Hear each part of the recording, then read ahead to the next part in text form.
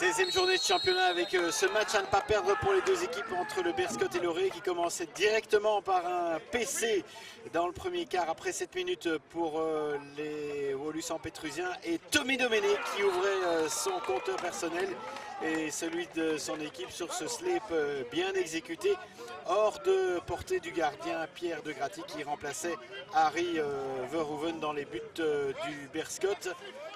On voit encore cet envoi superbe alors que sur la phase suivante Arthur de Sauveur se blessait à l'arrière de la cuisse gauche et que ça déconcentrait quelque peu sa défense et Loré allait profiter de ce moment de flottement et notamment Luca Masso pour exploiter cette possibilité puisque sur la pénalité alors que la défense n'était pas encore tout à fait replacée, Masso déviait dans les buts, ça avait échappé à la réalisation, mais sur le ralenti vous allez pouvoir la déviation de Masso qui surprenait Pierre de Graty, faisait 0-2, score compensé acquis pour la mi-temps.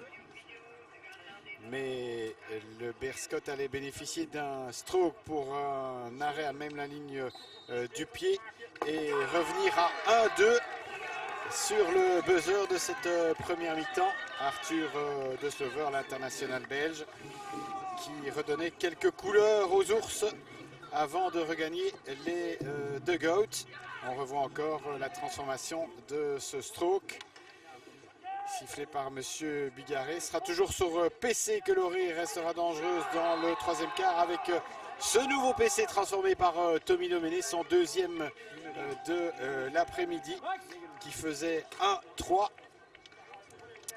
quasiment à la fin du troisième quart. On revoit encore l'envoi de Doméné que même de Stover sur la ligne ne savait pas arrêter. De l'autre côté, de nouveau un PC qui redonnait un semblant d'espoir au Berscott dans le quatrième quart après 3 minutes.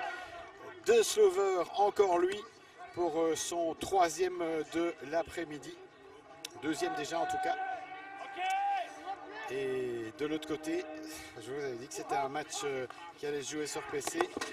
Doméné allait lui mettre encore une fois Loré à l'abri avec ce 2-4, son troisième transformé pour l'Argentin. Vraiment bien exécuté ce slip. Et puis De Slover allait encore ici se créer une possibilité et offrir à ses couleurs un nouveau PC. Il y en aura eu 9 pour le B et 5 pour Loré. Et De Slover allait le transformer. Et donc à 4 minutes 40 du terme, le score était de 3-4. Le Berscott y croyait encore, faisait sortir son gardien. On revoit ici le PC transformé. Domaine ne savait rien faire sur la ligne.